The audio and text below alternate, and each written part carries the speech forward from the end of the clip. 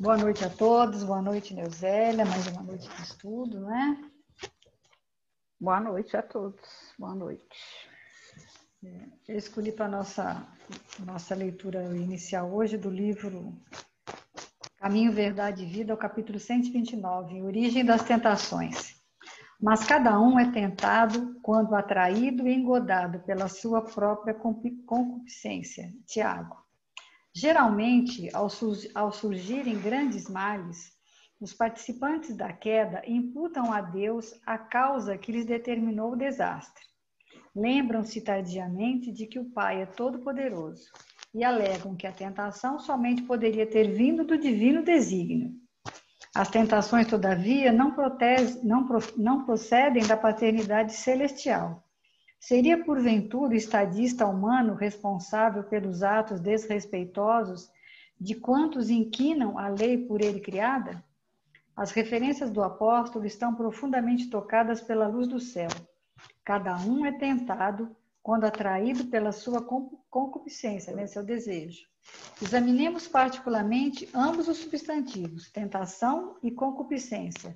O primeiro exterioriza o segundo, que constitui o fundo viciado e perverso da natureza humana primitivista. Ser tentado é ouvir a malícia própria, é abrigar os inferiores alvitres de si mesmo, porquanto, ainda que o mal venha do exterior, somente se concretiza e persevera se com ele afinamos na intimidade do coração. Finalmente, destaquemos o verbo atrair. Verificaremos a extensão de nossa inferioridade pela natureza das coisas e situações que nos atraem. A observação de Tiago é roteiro certo para analisarmos a origem das tentações. Recorda-te de que cada dia tem situações magnéticas específicas. Considera a essência de tudo que te atraiu no curso das horas e eliminará os males próprios, atendendo ao bem que Jesus deseja. Né? Escolhi para a nossa prece uma prece que fala justamente de um pedido para o nosso anjo guardião, né, para os nossos mentores, para que a gente possa vencer essas. Espíritos sábios e benevolentes, mensageiros de Deus, cuja missão é assistir aos homens, conduzi-los pelo bom caminho. Amparai-me nas provas desta vida, dai-me a força de sofrê-las sem lamentações. Desviai de mim os maus pensamentos. Fazei que eu não dê acesso a nenhum dos maus espíritos que tentariam induzir-me ao mal. Esclarecei minha consciência sobre os meus próprios defeitos. Tirai-me dos olhos o véu do orgulho que poderia impedir-me de percebê-los e confessá-los a mim mesmo. Vós, sobretudo, meu anjo guardião, que velais mais particularmente por mim, vós todos, espíritos protetores que vos interessais por mim, fazei que eu me torne digno da vossa benevolência. Vós conheceis minhas necessidades e que elas sejam satisfeitas segundo a vontade de Deus. Permiti que os bons espíritos que nos assistem possam ajudar-nos, quando nos acharmos em dificuldades, amparar as nossas vacilações. Senhor, que eles inspirem a fé, a esperança, a caridade, que sejam para nós um apoio, uma esperança, uma prova da vossa misericórdia. Fazei, enfim, que neles encontremos a força que nos falta nas provas da vida, para resistir às sugestões do mal, a fé que salva e o amor que consola. Então é isso, né?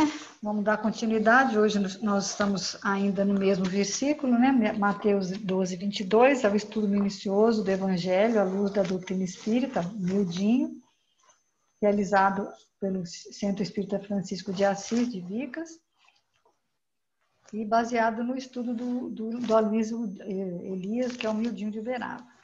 A gente continua hoje mais uma vez no mesmo versículo, que é o seguinte: então lhe trouxeram um endemoniado, cego e mudo, e ele o curou, de modo que o mudo passou a falar e a ver.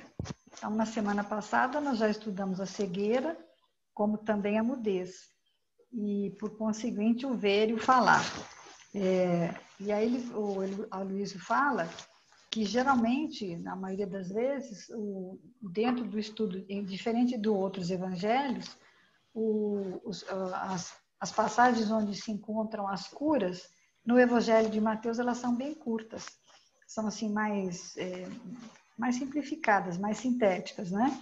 E geralmente também são apresentadas dentro de um contexto do embate entre Jesus e os seus adversários, que nesse caso que nós estamos estudando são os fariseus.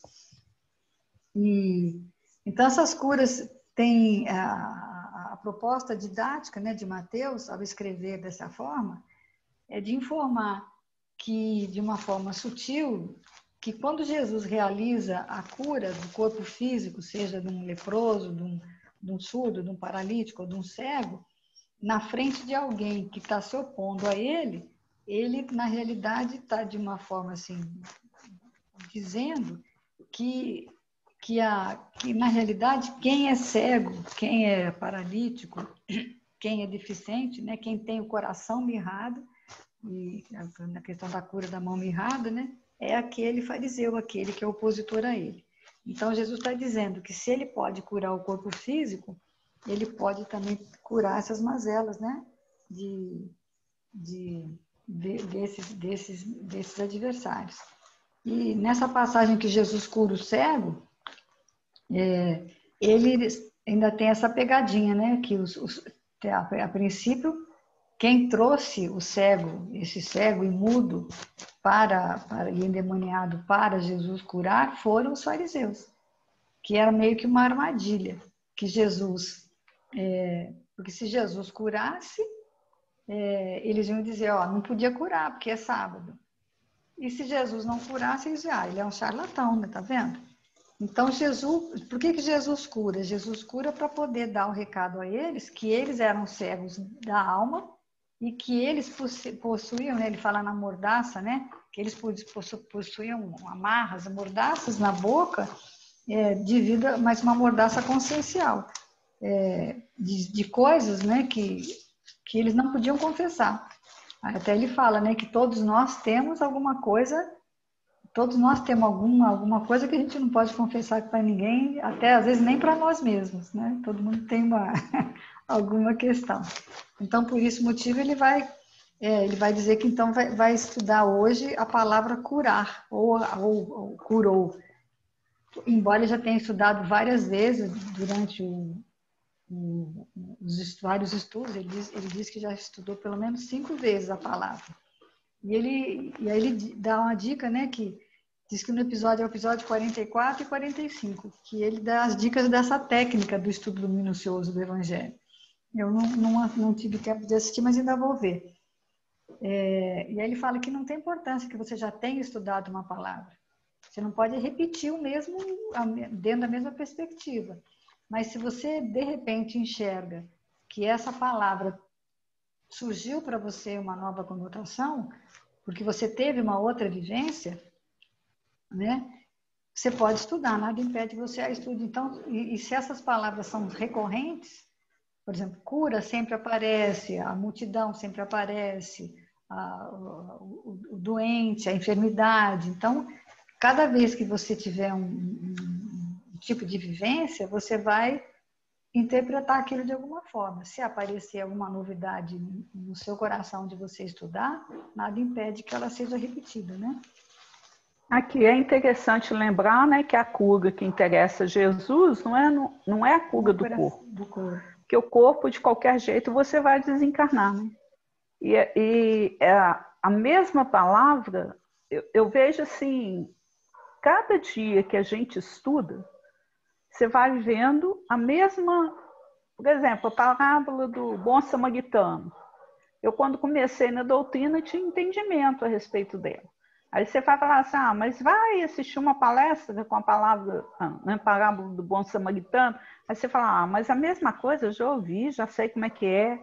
Mas se você for ouvir de novo, você vai ter outra visão. E se você for estudar, você vai tendo outra visão. Então, à medida que a gente vai evoluindo, o nosso campo de compreensão do Evangelho, né, fica melhor. Então, a gente não pode ter essa visão errônea que, já sei isso. Não sabe, o espírita que é espírita, ele não vai desistir de estudar nunca, porque cada vez que ele estudar, o conhecimento se amplia.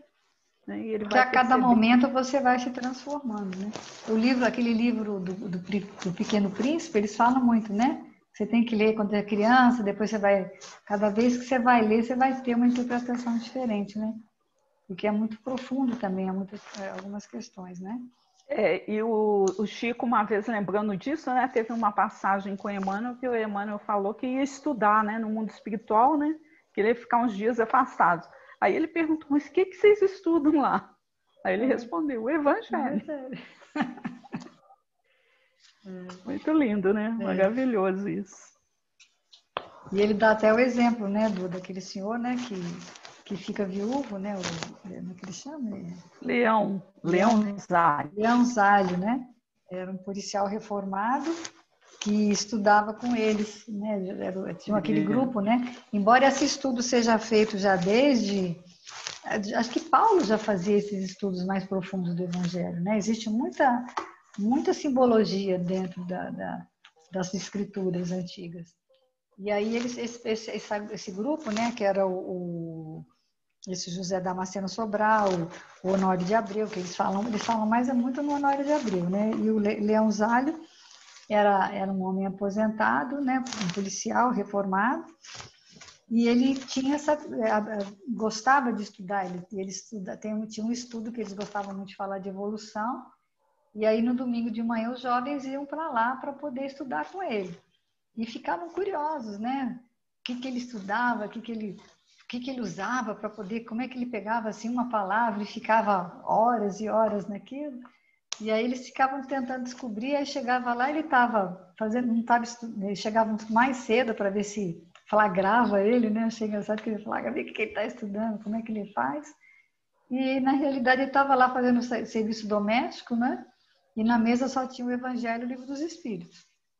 O que tinha uma filha, né, com paralisia, né? A filha tinha paralisia cerebral, 20 anos, ele que cuidava dela sozinho, ficou viúvo, né?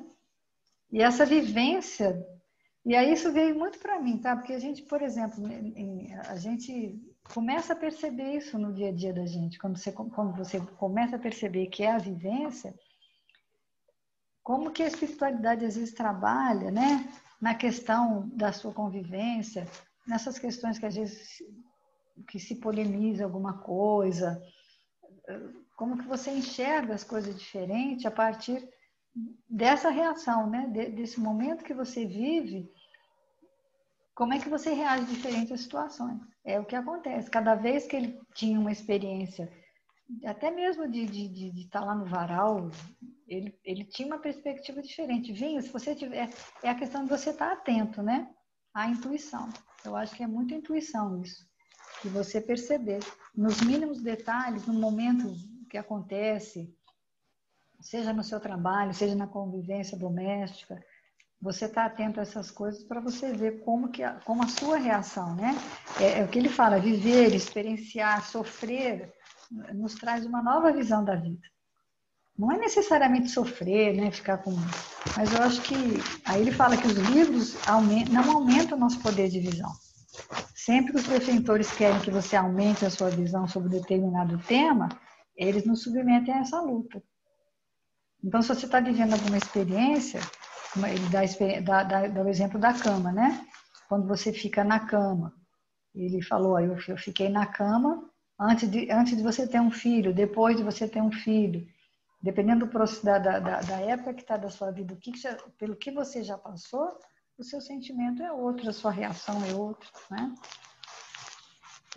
Na questão da cura, né? Uma pessoa quando começa um tratamento, desde que ela é diagnosticada de uma doença, né? Alguma coisa mais grave, algum problema que mesmo que você possa ter, até que você chega à solução, aquilo é uma caminhada, né? Que ele vai comparar a travessia do deserto. Essa pandemia que nós estamos passando é um deserto que a gente está atravessando, né? É um deserto. Agora, resta saber se nós vamos vencer ou não, né? Porque Jesus venceu, né?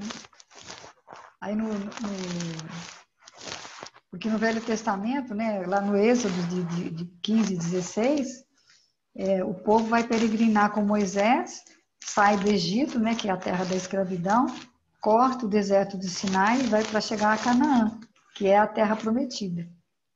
Então, o Egito é a saída, Canaã é a chegada. E no meio tem um deserto. É interessante que eu assisti uma palestra, aquilo que o pastor fala que eles poderiam, teoricamente, dá para atravessar o deserto em 11 dias. Só que eles fizeram um outro caminho, né? Muito maior e ficaram peregrinando em círculos, né? Porque tudo isso tem uma simbologia muito bonita, né? Dentro desse processo do deserto, dessa terra, desse caminho do Egito, da Terra Prometida, a tenda, por exemplo, ela representa o corpo, o nosso corpo físico. Porque ora eles estavam na tenda, ora eles estavam caminhando rumo à Terra Prometida. Né? Como se você estivesse no corpo, ora encarnado, ora desencarnado. Representa o quê? O processo de evolução. E a jornada, esse caminho pelo deserto, é a nossa condição espiritual para chegar a essa Terra Prometida. É onde Paulo dizia, né? Prossigo para o alvo. O que é o Egito, né? Pode falar. Não, o Paulo tem uma conversa com Gamaliel, né, antes de ir para o deserto, que ele fala, Gamaliel chama a atenção dele, né, para ter uma compreensão maior do que seria essa terra prometida. E ele fala justamente com ele, que estando em silêncio, não vou lembrar exatamente a frase, né, eu descobri que a terra prometida é o evangelho de nosso Senhor Jesus Cristo. Né? Então é uma coisa muito bonita, né? Porque ele descobre no silêncio que o deserto também é um convite, né? A esse silêncio que a gente tem que exercer com a gente para a gente ter uma percepção maior. E a gente entendendo essa terra prometida como a vivência do evangelho. Porque aí quando fala assim, espíritos errantes, somos todos nós na travessia do deserto, todos nós somos errantes. Aí quando que um espírito, né, deixa de ser o errante, né, tá lá no livro dos espíritos, né, na questão 170, é quando ele entra, ele não precisa reencarnar mais. Então ele deixa de ser errante, mas até então todos nós somos errantes nessa peregrinação pelo deserto. Vamos ter lutas áridas, né, dificuldades, mas vamos chegar lá. É porque o Egito vai representar o quê? A limitação, a estreiteza, a escravidão. Você está escravo de quê? Dos seus desejos, das paixões materiais. E é interessante que Moisés, ele não conclui, né? Ele não conclui. Quem vai concluir é Josué, que também significa Jesus, né? Um em hebraico, um em grego, outro em hebraico, uma coisa assim. Porque Jesus vem dizer o quê? Que ele veio não cumprir, ele fala que veio cumprir, mas na realidade significa complementar a lei. Ele vem terminar. Eu achei interessante, voltando nesse aspecto do estudo, quantas vezes eu já tinha estudado essa questão, mas eu nunca percebi que Moisés tinha ido até um determinado ponto mesmo. Aí agora, para fazer esse estudo, que a gente vai fazer uma pesquisa maior, né? Aí você percebe que, na realidade, ele conduziu até determinado ponto e depois foi Josué, que na tradução é o mesmo nome, né? Jesus. E é interessante, então, a fé de Moisés é uma coisa assim... Todos nós estamos no deserto, né? Em peregrinação. Porque a fé de Moisés é inacreditável, né? Porque eu achei uma palestra que eles falam assim, Deus, 40 anos, falou para Moisés assim, você não é ninguém, mas eu sou. Quer dizer, quem é? Deus, né? Deus falava com ele assim, você não é ninguém, mas eu sou, e eu estou com você. Aí depois disso, Deus vai falar com ele, você é alguém. Depois de falar que ele não era ninguém, ele fala, não, você é alguém. Só que você não pode. Mas eu posso. E eu estou com você. Aí depois vem ele fala, olha, você não quer. Porque começa, né? Fica difícil, né? Cada vez mais difícil o deserto, aquelas questões todas que eles passam. Você não quer, mas eu quero. E eu estou com você. E depois vem a questão, você não fez nada. Eu fiz. Eu estou com você ainda. Então a questão é essa fé, né? De algo que ele nem viu acontecer. Ele ainda teve que passar para Josué. E depois vem Josué. Né? Então, o deserto, esse autoencontro, é um estado de espírito onde não é necessariamente assim um local, mas essa condição espiritual. Né? no livro, por exemplo, Israel. Israel significa a miniatura da humanidade. Porque Israel, antes, era Jacó, né? O Jacó, que era um dos personagens da Bíblia, que foi transformado em Israel.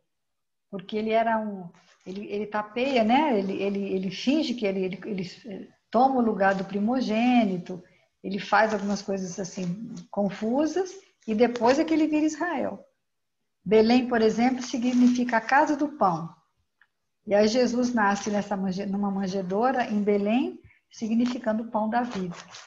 Jerusalém é aquela cidade mais alta, que é da luz. Jericó já representa a parte baixa dos perfumes, da sedução, do materialismo. Aí, onde tem aquela questão, né, que o levita, na parábola do bom samaritano, o levita e o sacerdote desciam, né? Significa o quê? Uma queda espiritual. E qual que é o nosso objetivo? Transformar o nosso deserto num jardim, onde vai jorrar água viva. Água viva que ele fala com a mulher samaritana no poço. Né? Agora, interessante dessa questão do deserto, é que existem algumas questões que falam que Jesus não... Como que podia Jesus ser tentado? Né? Então, no Livro dos Espíritos, na questão 627, eles perguntam: uma vez que Jesus ensinou as verdadeiras leis de Deus, qual a utilidade do ensino que os Espíritos dão? Terão que nos ensinar mais alguma coisa? Jesus apregava a miúde na sua linguagem alegorias e parábolas, porque falava de conformidade com os tempos e os lugares. Faz-se mister agora que a verdade se torne inteligível para todo mundo. Muito é necessário que aquelas leis sejam explicadas e desenvolvidas. Tão poucos são os que compreendem e ainda menos os que a praticam. A nossa missão consiste em abrir os olhos, os ouvidos a todos, confundindo os orgulhosos e desmascarando os hipócritas, os que vestem a capa da virtude e da religião, a fim de ocultarem as suas torpezas, né? Estamos incumbidos de preparar o reino do bem que Jesus anunciou. Daí a necessidade de que a ninguém seja possível interpretar a lei de Deus ao sabor de suas paixões, nem falsear o sentido de uma lei toda de amor e de caridade. Aí ele vai falar da tentação no deserto em relação aos 40 anos, né? Por que é 40 anos? Que ele usa vai recorrer à Cabala, que é o estudo místico da Torá. Tem muita relação com o número, né? Você quer explicar isso aí do número? Né? O 40, né, faz referência à água, né? Porque o símbolo dela, né, é a primeira letra, Maim, que é igual à água, que seriam ondinhas, né? E as letras, elas têm esse som e esse significado oculto. Então, quando se fala em deserto e água, o que se entende? Fertilidade e morte. Porque se tem água, vai trazer a fertilidade. Se não, né? Então, e tem a questão da montanha e o vale. No topo vai ser gelo. Quando derrete, o que o gelo vira? Vira água. Mas é engraçado que é uma água, né, que vai cria enxurrada, né? Tudo, né? Ela vai carregando tudo, se movimenta, lavando tudo, limpando tudo, né? É um movimento de destruição e é uma força avassaladora, né? Lembrei até agora também que Juiz de Fora deu uma chuva, né? Horrorosa lá hoje, alagou tudo. Então o quanto que a água tem esse poder mesmo, né? De às vezes vir e destruir. Mas ao mesmo tempo que ela faz isso, né? Lava tudo, limpa, o que acontece depois? Naquele espaço, né, cria-se o quê? Fertilidade, né? Porque movimenta o solo, e quando as águas se aquietam, você tem a força, né, do subsolo, a força transformadora através dos abalos, né? E depois surge o período difícil também, né? Quando a água ficava escassa. É um ciclo mesmo, né? E a gente imagina que o deserto é uma coisa lisa, né? Assim, mas não é. Lá era uma região montanhosa, com muitos precipícios, com muitos cânions. Então, quando e montanhoso. Então, quando a montanha derretia, vinha lavando tudo, tirando tudo. Aí deixava água suficiente para eles ter aquela questão da fertilidade. Mas depois ia passando o tempo, então que quando eles viam uma nuvem, ficava tudo apavorado, porque ia limpando tudo, né? O período de chuva para eles, aí eles não sabiam o que eles preferiam, se a seca ou se a chuva, né? Então, a vida e o período deserto... que Jesus fez a travessia, né? Era um período que ele usou um tempo, né? Da Galileia, Jerusalém, Jesus e João Batista, né? Então, quando se tinha água, era uma bênção, né? Conforto, consolo. Aí que se sentia o poder de Deus, né? Como força consoladora e força renovadora, para descendentar, né? a sede, né? Além da secura, Jesus enfrentou a tentação também, que é o que você leu, né? Inicialmente aí, né? Jesus levado pelo Espírito de Deus do deserto para ser tentado pelo diabo. Eu achei uma página aqui que fala a questão do diabo, é muito interessante nessa leitura. Aqui, respondeu-lhe Jesus, não vos escolhi os 12, contudo um de vós é o diabo. Aí faz um paralelo, né? O que seria o diabo aí na questão da tentação, né? Isso está em João 6,7. Designa o próprio homem quando algemado às torpitudes do sentimento inferior. Daí concluirmos que cada criatura humana apresenta certa percentagem de expressão diabólica na parte inferior da personalidade. Satanás simbolizará, então, a força contrária ao bem. Quando o homem o descobre no vasto mundo de si mesmo, compreende o mal, dá-lhe combate, evita o inferno íntimo e desenvolve as qualidades divinas que o elevam à espiritualidade superior. Grandes multidões mergulham em desesperos seculares porque não conseguiram ainda identificar semelhante verdade. Então, quando a gente é tentado, na realidade, né, é uma coisa interna, está dentro da gente mesmo, né? Algemados tortudes do sentimento inferior. Essa passagem está no livro também Pão Nosso, no capítulo 164, que fala da questão do diabo, né? Da tentação e... Mas a gente tem uma ideia meio errada, às vezes, da tentação, de achar que é um diabinho, um santinho do lado. Não é bem assim, né? A tentação ele não é tão ruim. A gente vive sob a tentação, né? Aí o Wagner Paixão, ele fala da epístola de Tiago, 1:12-15, que diz assim, ó: bem-aventurado o varão que sofre a tentação, porque quando for provado, receberá a coroa da vida, a qual o Senhor tem prometido aos que amam.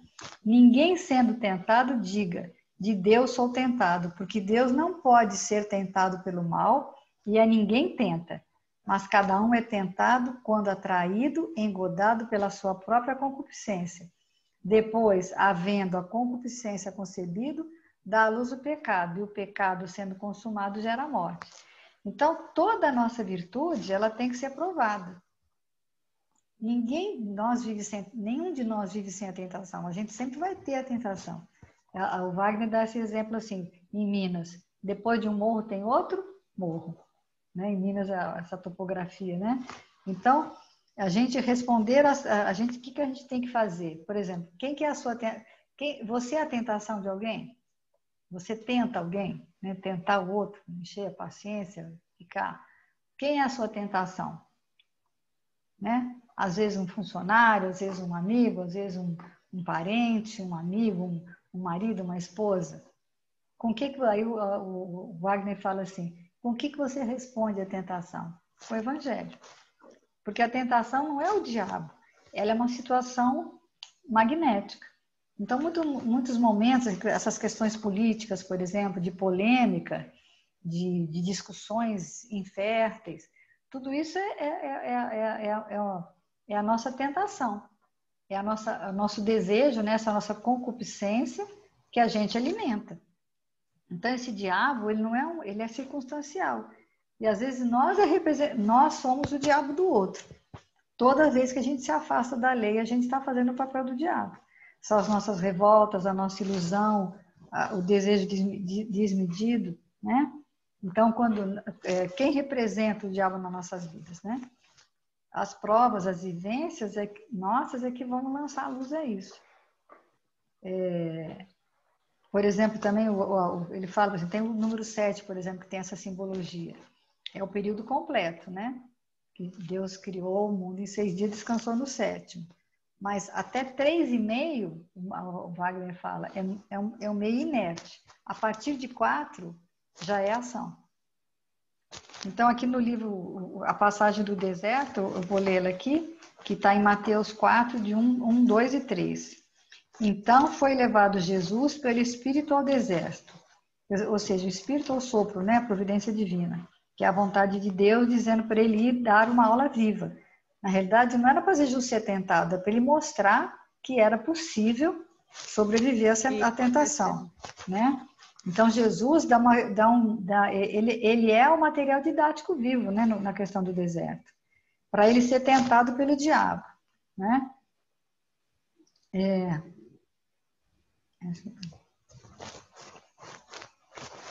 Perdi aqui. Aí ele vai dar o exemplo do pato Donald, né? Que o demônio é a nossa tentação, o vício, a má tendência, um hábito ruim, desagradável que nós temos, né? O nosso psiquismo, algo que em nós que ainda não presta. Então, Jesus, quando aceitou conviver com tudo que é mais difícil no mundo, também aceitou viver com todo tipo de pessoas, seja ela encarnada ou desencarnada. Aceitou conviver com Pilatos, com soldados. Jesus foi assediado, foi tentado, mas o que ele fez? E não caiu em tentação. E tendo jejuado 40 dias e 40 noites, depois teve fome. Jesus passou por essas tentações do fome ao assédio espiritual. E chegando a ele, o tentador disse: se tu és o Filho de Deus, manda que essas pedras se tornem pães. Da mesma forma, né, Moisés com Jesus peregrinando 40 anos no deserto, eles receberam o maná. Você sabe que o maná, sabe o que significa a palavra maná? O que é isso? Que acho que aquilo começou a cair, falou, o que é isso? O que é isso? E aí virou o maná, né? E aí mas aí ele vai dar o exemplo, né? Quando o diabo oferece pão, né? Então, quando vem alguma coisa pronta, é o diabo que está oferecendo, que Deus só dá o maná. Para você pegar o quê? Para fazer o maná, fazer o pão. A gente já explicou a questão da simbologia do pão, né? Do trabalho de fazer o pão, de forjar, de pôr no forno, e depois distribuir, né? Então, quem oferece facilidade... O maná é uma proposta de serviço e trabalho. É a porta estreita, né? Não tem nada pronto, né? E a gente só gosta do que vem pronto. A gente tem que arregaçar as mangas, suar, amassar, sovar, colocar no forno, colocar para assar. Então, essa que é a diferença, né? Se chegou facilidade na sua vida, é tentação. Se chegar dificuldade, foi Deus, né? Que, na realidade, são sempre propostas de serviços e oportunidade de trabalho. Disciplinas, né? Não tem facilidade, não existe isso. Aí aqui que eu queria ler aquela hora que eu li errado, me expressei mal ali. Está no livro de Gênesis, capítulo 15, item 53. Jesus não foi arrebatado, mas queria fazer compreender aos homens que a humanidade está sujeita a falir e que deve estar sempre em guarda contra as más inspirações, aquelas que a sua natureza fraca leva a ceder. A tentação de Jesus é, pois, uma figura. É preciso ser cego para tomá-la ao pé da letra. Como quereis que o Messias, o Verbo de Deus encarnado, se submetesse por uns tempos, por mais curto que fosse, às sugestões do demônio, e como diz o Evangelho de Lucas, o demônio o tenha detido por um tempo, o que daria que pensar que ele fosse ainda submisso ao seu poder? Não compreendais melhor os ensinamentos que vos tenham sido dados. Não, compreendais melhor os ensinamentos que vos tenham dado. O espírito do mal não podia nada sobre a essência do bem. Ninguém diz que viu Jesus sobre a montanha, nem sobre a cúpula do templo. Certamente ele teria sido um fato de natureza tal que se espalharia entre todas as pessoas. A tentação, então, não foi um ato material e físico. Quanto ao ato moral, podeis admitir que o espírito das trevas pudesse dizer a quem conheça a sua origem e seu poder: adora-me e eu te darei todos os reinos da terra? O demônio teria, pois, ignorado quem era aquele a quem fazia tais ofertas, o que não é provável, se ele o conhecia. Sua proposição era uma falta de senso, porque ele sabia bem que seria repelido por aquele que vinha arruinar o seu império sobre os homens. Compreendeis, pois, o sentido desta parábola, porque o é uma, tal qual é a do filho pródigo e a do bom samaritano. Uma nos mostra os perigos que correm os homens se não resistirem a essa voz íntima que a ele grita sem cessar. Tu podes ser mais do que és. Tu podes possuir mais do que possuis. Tu podes crescer, alcançar. Cede à voz da ambição, cede à voz da ambição e todos os teus votos estarão satisfeitos. Ela vos mostra o perigo e o meio de evitá-lo, em dizendo as más inspirações. Retira-te, Satã, se não dize para trás tentação. Pesai bem os ensinamentos dados nos evangelhos, saber distinguir o que está no sentido próprio e no sentido figurado, e seus erros que vos têm cegado durante tantos séculos, esfacelar-se-ão pouco a pouco, para fazer lugar à resplandecente luz da verdade. Então, quer dizer, na realidade, existe acho que é o Arthur que faz uma comparação legal sobre a tentação de Jesus e as tentações do deserto, né? Porque a primeira tentação de Jesus é transformar a pedra em pão. E aí Jesus responde, nem só de pão vive o homem. No caso do deserto, lá de Moisés, os homens começam a ficar revoltados, né? Poxa, a gente estava lá no Egito, pelo menos tinha que comer. E aí vem o maná, mas que é o maná para fazer o pão. E aí Deus ainda fala que era para tirar só aquilo que fosse para o dia, né? Que no outro dia viria de novo. Na segunda tentação, eles querem ordenar a Deus, né? O orgulho, para que ele dê água, né? E eles ameaçam até largar tudo. E aí é quando o diabo leva Jesus lá no templo, lá em cima, e fala para ele pular, né? Se ele é Deus, ele podia pular. E aí ele fala, não tentarás ao Senhor teu Deus. E a terceira tentação é a que Jesus pede para ele adorá-lo, e Jesus fala, afasta-te de mim, Satanás. E no caso foi que Moisés ficou 40 dias para receber, né, as tábuas, e os homens ali embaixo fizeram o tal do bezerro de ouro. Quer dizer, os homens ficaram 40 anos no deserto e Jesus ficou 40 dias. Jesus não caiu nenhuma vez e os homens caíram 3. Então, essa questão, a passagem do Jesus no deserto é para dizer que a gente tem como resistir à tentação, né? Porque uma coisa que esses estudos que a gente faz, o que eles chamam muita atenção para a gente, que a gente tem que entender, que Jesus é humano. Então, ele sofreu as mesmas dificuldades que a gente sofria, vai passar. Porque o exemplo, o modelo e guia. Ele precisava passar tudo isso para mostrar para nós também que a gente passaria, né? Só que ele já tinha... Né? É o Cristo, né? Uma evolução. É o caso de Alcione também, né? Que ela vem para passar todas as necessidades, todas as dificuldades. Por quê? Mas como ela vem por amor, ela consegue. Mas correu um grande risco, né? De estar... Mas Cristo, como era o governador espiritual, ele passou por tudo, mas não ia sofrer... Não no nível que a gente... Né? Não no nível que a gente, de entendimento que a gente tem, né? Porque é tão complexo isso, a gente ter assim, esse entendimento, né? Que ele veio mostrar essa lição. Eu acho que até hoje a gente confunde muito, sabe? É porque a gente tem essa questão, a questão 117 do Livro dos Espíritos vai falar, né? O que nos atrasa é a rebeldia. Depende dos espíritos progredirem mais ou menos rapidamente para a perfeição, certamente. Eles a alcançam mais ou menos rápido, conforme o desejo que tem de alcançá-la e a submissão que testemunham a vontade de Deus. Uma criatura dócil não se instrui mais depressa do que a outra recalcitrante, o que nos atrasa a rebeldia, né? E a pandemia está mostrando para a gente o quanto que a gente ainda está rebelde, né? Aí vem a idolatria, que é o egoísmo, né? A idolatria, o ego, né? O amor ao poder, o desequilíbrio, também, né? Que ele vem mostrar, né?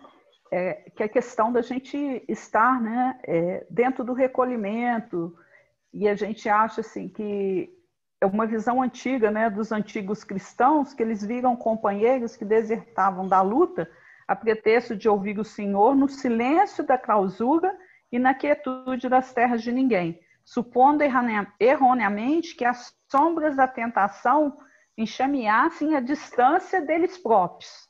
Então, quando a humanidade, né, os antigos cristãos, eles achavam assim, se eu me recolher, se eu me afastar, eu vou ficar livre da tentação, como se a tentação fosse uma coisa distante, né? Hoje, porém, hoje o que acontece? Conhecemos os cristãos que fogem apavorados de si mesmos, não mais buscando o silêncio inútil do espaço ermo, mas sim um ruído ensurdecedor do mundo externo, em cujos entretenimentos pretendem esquecer as obrigações que o Senhor lhes confia. É o que a gente está vivendo mesmo, né? Olha a dificuldade da gente estar recolhido, estar isolado, vivendo. Esse é do livro Refúgio, essa a Fuga? Questão, né? Esse que você leu, Refúgio, né? Capítulo 11? Uhum. Então é muito complexo isso, né? E depois tem lá no Livro dos Espíritos também, quando ele fala, né, da questão do insulamento. É 769, ó. Concebe-se como princípio geral a vida social faça parte da natureza, mas como todos os gostos também fazem parte da natureza, por que o gosto pelo isolamento absoluto seria condenável se nele o homem encontra satisfação? Né? Falando do se recolher, né? A resposta dos espíritos, olha, satisfação egoísta. Há também homens que encontram satisfação na embriaguez. Aprova-os. Deus não pode considerar agradável uma vida em que o homem se condena a não ser útil a ninguém. Então, essa questão, né, da gente, às vezes, se recolher, usar isso, né, essa desculpa, né, para estar isolado, e achando que aí você vai ficar livre da tentação, que você vai... É muito... O livro Falando a Terra tem um capítulo Paz e Luta, que é a Joana de Ângeles que faz, só que ela se apresenta como Joana Angélica. Aí diz o seguinte, muitas vezes, a pretexto de servir a Jesus, fugimos para a sombra quieta do claustro, abandonando a luta em que o Mestre espera de nós a colaboração salutar. Em semelhante contemplação, cultivamos a inutilidade e acordamos ao clarim da morte na condição de pássaro de asas entorpecidas. A paz resulta do equilíbrio e não da inércia. Jesus no madeiro desfrutava a tranquilidade dos que podem desculpar o mal e esquecê-lo. Pilatos, na suntuosidade do pretório, conservava um espírito vacilante e atormentado, que o arrastaria por fim ao suicídio. O lago calmo costuma resumir-se a depósito de lodo estanque, enquanto a água corrente, rolando sem cessar sobre a escarpa, chega pura aos lábios ressequidos do homem. Então, muitos homens aparentemente santificados por viverem repetindo orações comoventes são almas leoninas, que se reconhecem necessitadas de constantes preces e de meditação. Ninguém abandona a luta crendo conquistar assim a paz. Nenhum general experimenta o soldado em relvas floridas e alma nenhuma se elevará ao cume da purificação sem as provas compreensíveis e justas do sofrimento no combate interior às inclinações menos dignas ante as circunstâncias do mundo externo. Conflitos e atritos vibram em toda parte, porque em todos os recantos o espírito suspira por ascensão. aceitemos os desafios do mundo sem temer o pecado, as trevas, o lodo e a morte. Tem que revolver, né? Você tem que mexer no lodo, você tem que se expor mesmo. Não tem como você se esconder. Porque a parábola do joio e do trigo, né? Tem que crescer lado a lado ali, né? No esforço contínuo, né? Porque alguns antigamente se escondiam na clausura, no silêncio.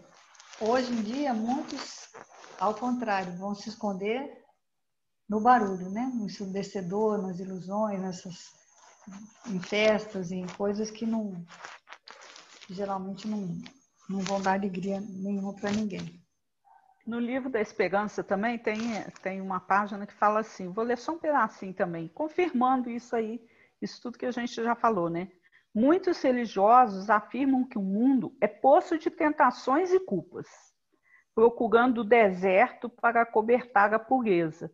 Entretanto, mesmo aí, no silencioso retiro em que se entregam, a perigoso ócio da alma, por mais humilde se façam, comem os frutos e vestem a estamenha que o mundo lhe oferece. O mundo, porém, obra-prima da criação, indiferente às acusações gratuitas que lhe são desfechadas, prossegue florindo e renovando, guiando o processo e sustentando as esperanças da humanidade. Fugir de trabalhar e sofrer no mundo, a título de resguardar a virtude, é abraçar o egoísmo mascarado de santidade. Bonito também, né? Complementando, é o que a gente às vezes faz mesmo, né? Você acha que... Não tem como. O deserto a gente precisa atravessar. Não tem como não atravessar. Só tem a diferença se você atravessar sozinho com Jesus. Né? Com Jesus no Pão Nosso tem lugar deserto. Ó. Pão Nosso, capítulo 34. E ele lhes disse, vinde vós aqui à parte a um lugar deserto e repousai um pouco. Né? Então, está falando o seguinte, a exortação de Jesus aos companheiros reveste-se de singular importância para os discípulos, em todos os tempos. Indispensável se torna aprender o caminho do lugar à parte, em que o mestre aguarda os aprendizes para o repouso construtivo em seu amor. No precioso símbolo temos o santuário íntimo do coração, sequioso de luz divina. De modo algum se referiu o Senhor tão somente à soledade dos sítios que favorece a meditação, onde sempre encontramos sugestões vivas da natureza humana. Reportava-se a câmara silenciosa situada dentro de nós mesmos. Além disso, não podemos esquecer que o espírito sedento de união divina, desde o momento em que se imerge nas correntes do idealismo superior, passa a sentir-se desajustado, em profundo insulamento do mundo. No templo secreto da alma, o Cristo espera por nós, a fim de revigorar-nos as forças exaustas. Os homens iniciaram a procura do lugar deserto, recolhendo-se a mosteiros ou a paisagens agrestes. Todavia, o ensinamento do Salvador não se fixa no mundo externo. Prepara-te para servir ao reino divino, na cidade ou no campo, e em qualquer estação. E não procures descanso impensadamente, convicto de que muita vez a imobilidade do corpo é tortura da alma. Antes de tudo, busca descobrir em ti mesmo o lugar à parte, onde repousarás, mas na companhia do Mestre. Então, esse silêncio interior é importante, mas desde que seja uma coisa ativa, que não seja uma coisa só meditativa, puramente meditativa, né? Puramente de ociosidade.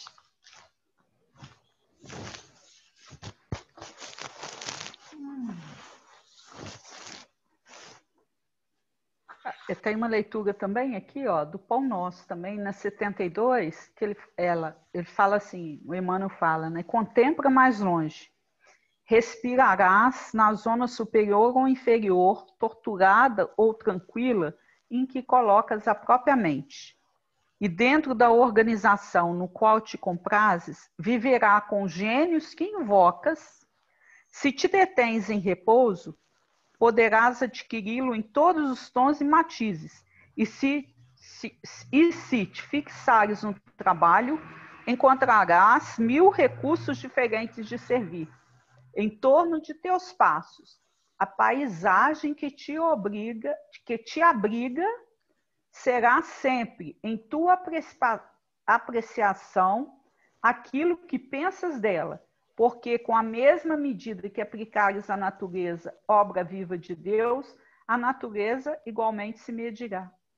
Então, quer dizer, quem vê a paisagem, né? A gente vai ver a paisagem com aquilo que está no nosso íntimo.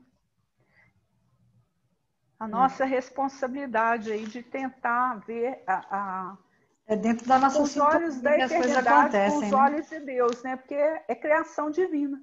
Tudo que a gente tem, a gente precisa. Porque a criação divina é perfeita nesse sentido.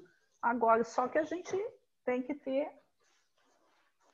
os olhos de enxergar, né, a coisa dentro da visão mais necessária.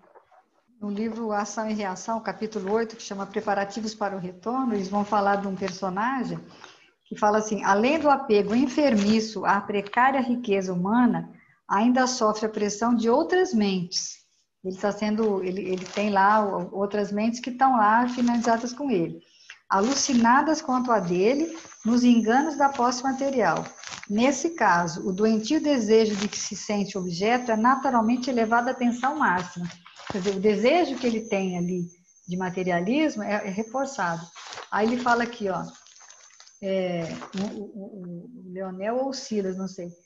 Ele diz o seguinte: aprendemos nas escolas de vingadores que todos possuímos, além dos desejos imediatistas comuns, em qualquer fase da vida, um desejo central ou tema básico, aquele foco que você tem, dos nossos interesses mais íntimos. Por isso, além dos pensamentos vulgares que nos aprisionam à experiência rotineira, emitimos com mais frequência os pensamentos que nascem do desejo central, que nos caracteriza. Pensamentos estes que passam a constituir o reflexo dominante da nossa personalidade. Desse modo, é fácil conhecer a natureza de qualquer pessoa, em qualquer plano, através das ocupações e posições em que prefira viver. Assim é que a crueldade é o reflexo do criminoso, a cobiça é o reflexo do usurário, a maledicência é o reflexo do caluniador, o escárnio é o reflexo do ironista e a irritação é o reflexo do desequilibrado. Tanto quanto a elevação moral é o reflexo do santo. Conhecido o reflexo da criatura que nos propomos retificar ou punir, é assim muito fácil superalimentá-la com excitações constantes, robustecendo-lhe os impulsos e os quadros, já existentes na imaginação, criando outros que se lhe superponham, nutrindo-lhe dessa forma a fixação mental. Então, se você tem algum interesse mental, se aquilo é o seu foco, você sintoniza, e os espíritos, sejam eles bons ou ruins, eles vão fazer o quê? É onde a gente às vezes sempre conversa sobre isso, né? Da gente estar melhorando os nossos interesses, estar procurando interesses mais elevados, porque, né, a gente vê lá no asilo como cada idoso se comporta de uma forma, e aí eu levei muito para esse lado. Qual que é o seu foco? Qual que é o seu interesse real, íntimo? Não o real, não o que você mostra para a comunidade, não o que você exterioriza, mas aquele que é seu mesmo. Né? Dentro do seu, aquele seu, o tal do inconfessável. No fundo, lá dentro, né? Dentro da sua intimidade, quem que você é? Porque a hora que a mente vier um processo de Alzheimer, um processo de demência senil por conta da idade, é isso que você vai se manifestar. Porque é com isso que você está afinizado. Então, por isso que é importante você ir educando a mente, porque é uma questão de sintonia, que é o que ele fala aqui. Eles pegam esse interesse e vão fazer, ó, já existem na imaginação, criando outros que eles se superponham, nutrindo dessa forma essa fixação, quer dizer, vai aumentando isso. Então, o mundo interior é que determina o nosso mundo exterior. O Haroldo fala assim, não é vida e pensamento, é pensamento e vida. Né? O vício é aquilo que passou da medida. O animal, por exemplo, não tem vício, ele só tem instinto. O Haroldo fala, se você pegar um um prato cheio de diamantes oferecer para um cavalo, ele não vai ter interesse nenhum naquilo. Você tem que dar um prato de milho, e aquilo é que vai, né? Então, a diferença entre o animal e o ser humano é o componente que é o desejo, que é insaciável. Então, mas ele também é uma mola propulsora que vai te dar alegria de viver. É um motor. O que nos move é o desejo. Então, o desejo, assim como a tentação, não é uma coisa ruim. É um motor. Só tem que ter um leme. Se você não tem um leme, se você não tem um controle, né, um equilíbrio, né? Então, como é que você busca a terra prometida? Primeiro, você tem que reconhecer, né? Só pode ser salvo aquilo que é reconhecido. Então, muitas vezes, se você tem que reconhecer se você tem um vício, você tem que reconhecer qual é o problema. Que enquanto você não tem que ter, por exemplo, se você não tem doença nenhuma, se você não admite que você tem a doença, que você precisa resolver, você não vai arrumar, não vai seguir rumo a uma cura, ou a maioria das pessoas nega, né, o vício. A gente vive sob esse domínio de atração, né, que são ímãs, né, são forças atrativas. E a gente vai alimentando isso, e a partir do momento que a gente não reconhece, que é o que acho que o Haroldo fala, que a nossa maior virtude é a inteligência, né? A tecnologia, a intelectualidade, mas o nosso vício é a indiferença. A indiferença moral ainda é o vício da nossa humanidade. Enquanto a gente não reconhecer isso, a gente não vai caminhar. A gente não vai entrar no deserto, vai ficar na escravidão. E esse que é o problema, você ficar numa escravidão dentro, sem nem saber que é escravo, né? Que você acha que não é escravo. Você tem que primeiro se reconhecer num Egito de escravidão, de pequenez, de limitação, para depois entrar dentro do deserto e aí ser, né, levado e seguir essas tentações para que você consiga sair do lado de lá, fortalecido. Mas e uma coisa que a gente tem que ter em mente, que a gente primeiro vence as dificuldades menores. Uma vez vencidas menores, a gente com certeza vencerá quaisquer outras, né? Então é quando fala, né, o voltar para si, na intimidade, porque se a gente conseguir vencer as dificuldades em família, na nossa pequena família, a gente vai expandir isso depois. E todos nós, né, fizemos essa promessa a Deus, né, para triunfar sobre o demônio que está em cada um de nós. Ele cita até o exemplo lá do Grande Sertão Veredas, né, do Guimarães Rosas, do personagem Hermógenes, né, que ele tinha esse compromisso, né, de vencer o demônio, que é também uma promessa nossa, assim, que a gente fez a Deus, né? Vencer. Na verdade, é a nossa proposta reencarnatória, né? Reencarnatória. Vencer, né? Qual que é a nossa, né? Qual que é o nosso compromisso de reencarnação? Ser melhor, né? E ser melhor é vencer o quê? Vencer o Hermógenes, né? Que é o caso que ele conta, né? A estratégia que eles usam, né? Para poder chegar e passar por outros caminhos, né? E ela que é onde a velha da Azusa fala, o único jeito de vencer ele não é pelo caminho da facilidade, porque eles tinham que ir lá, o Hermógenes era um jagunço que tinha muita proteção, né? E o caminho para ir lá ele deixava olheiros. E aí quando alguém vinha passando, ia lá, avisava ele, então quando a pessoa chegava lá, ele já estava preparado.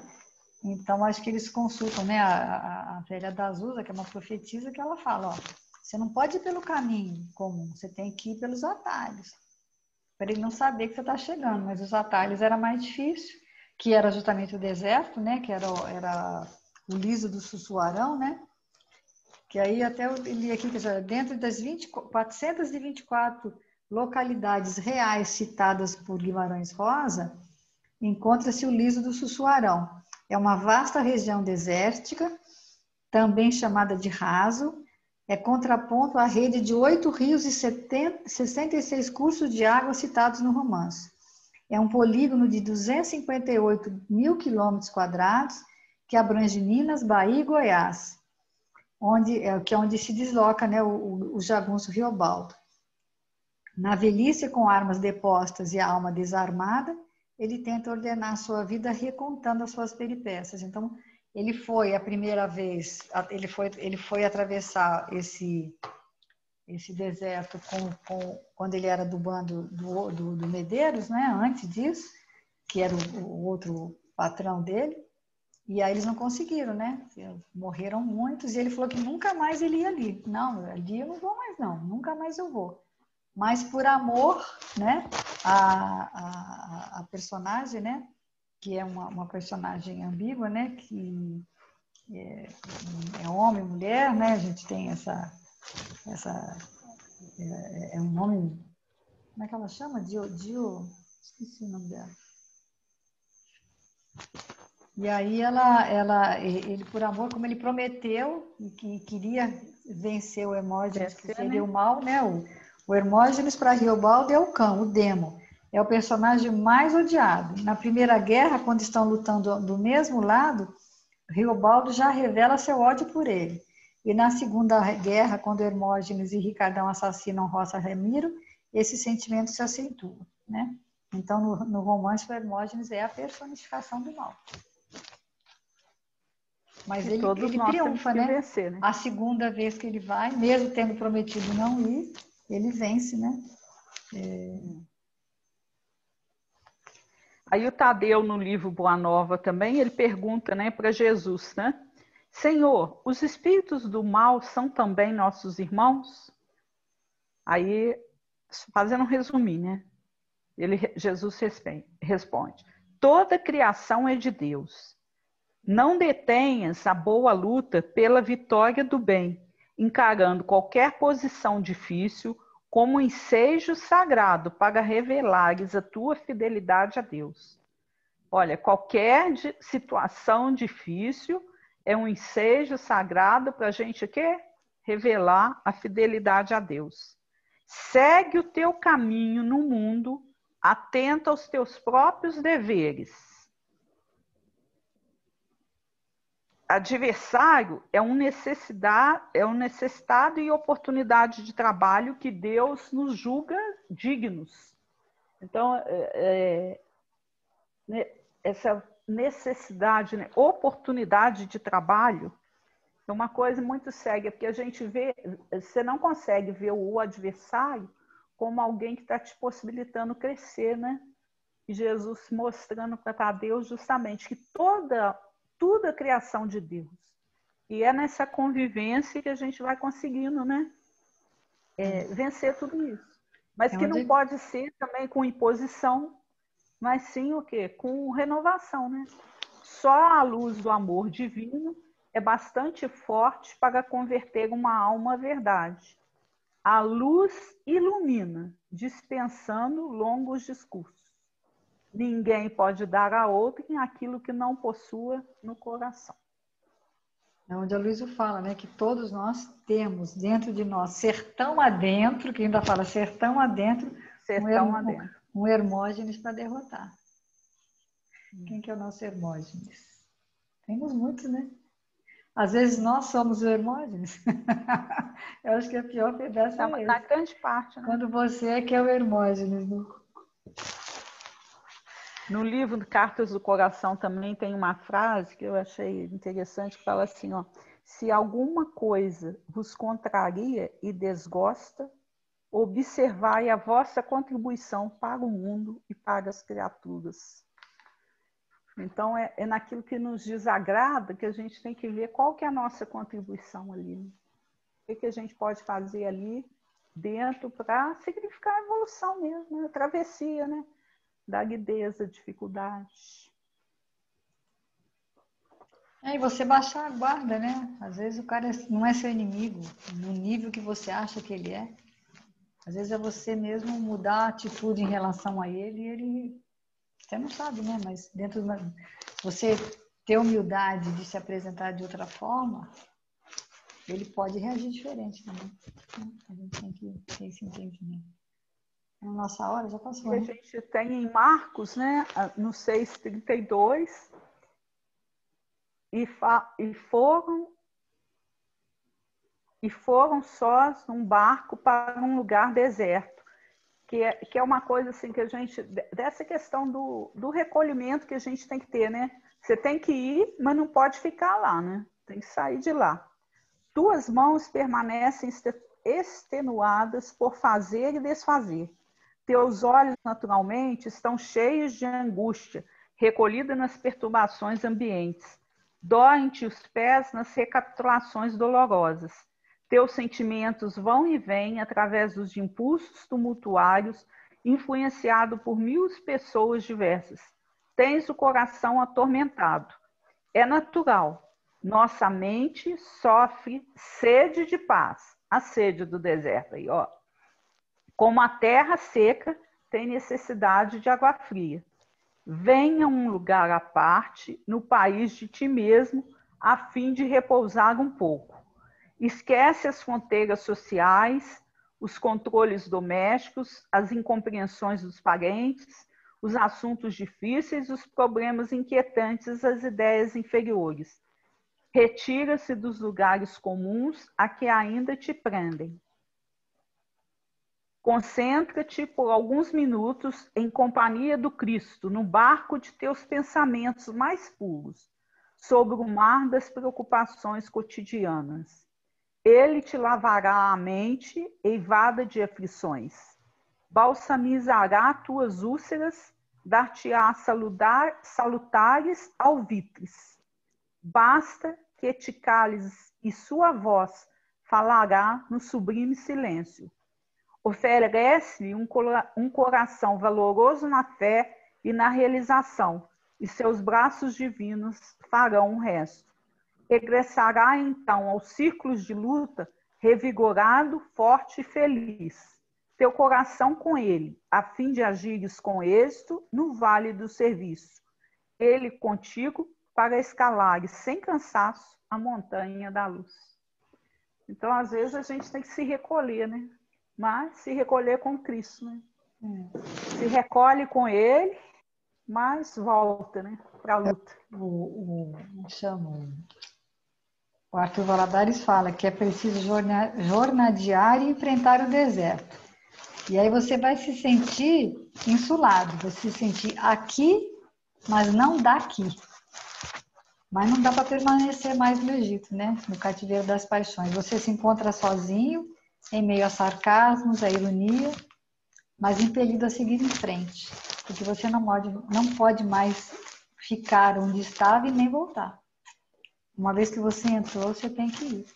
E aí muitas vezes você sente, né? À medida que te elevas monte acima no desempenho do próprio dever, experimentas a solidão dos sinos e incomensurável tristeza te constringe a alma sensível. É o capítulo 70, Fonte Viva 70, que chama Solidão. Então a gente às vezes... chegou a nossa hora. Chegou, passou. Muito bem, terminamos por hoje. Aí, esse jeito de estudar, né? Essa técnica de estudar, acho que está no capítulo 40, no episódio 44 e 45. Depois eu vou assistir, eu não assisti, não. Ele dá as dicas, né, de como a gente vai estudando. É pesquisa mesmo, né? Muita pesquisa e atenção, né? Foco na profundidade. Você faz a prece? A grande questão é que a gente lê muito e a gente acha que é uma coisa distante para aplicar em nossa vida. E o desafio é realmente você leia menos, mas vai tentando, né? E esses dias foi assim, eu acho que são os dias ideais, porque a gente estava meio que separado, ou bem ou mal alguém da família apareceu, alguém ficou um pouco mais próximo, a gente a gente tem que experienciar algumas coisas, né? A questão quando a gente voltar desse isolamento, nós vamos ter dificuldades. Com certeza vamos ter dificuldades. Porque algumas questões, a gente vai habituando, né? E vamos ter que voltar a conviver novamente com as pessoas. E isso vai ser uma experiência nova também. Porque as relações vão mudar muito. Não vai ser mais a mesma coisa. Por mais que você não tenha essa sensibilidade, não tem como voltar do mesmo jeito.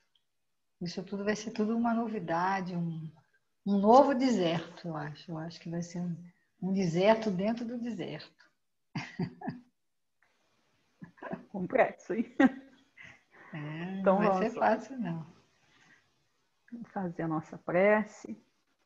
Jesus, amigos espirituais que nos dirigem aos dias e horas, agradecemos a bênção de estarmos aqui fazendo mais um estudo.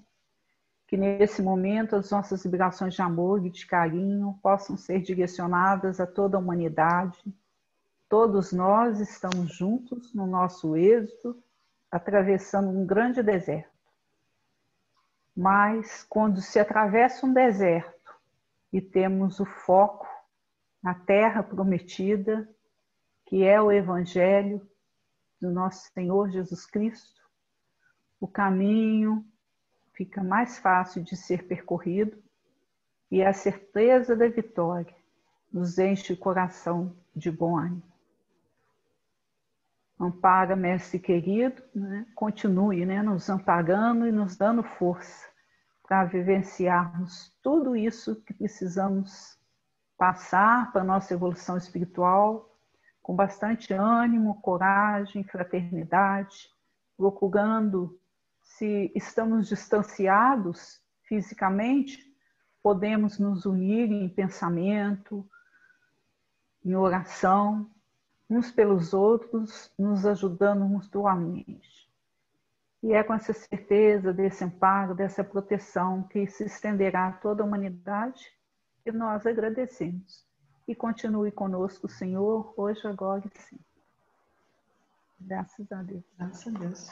Para isso a gente tem muitos exemplos, né? Lembrar do tio Natal, né? Que foi para o plano espiritual, né? Foi um grande exemplo para todos nós, que ele possa ficar em nossos corações, né?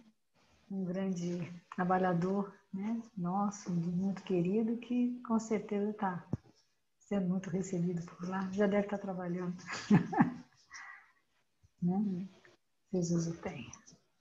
Então vamos em paz, né? Até mais próximo, até a semana que vem, se Deus quiser. Boa noite a todos. Boa noite.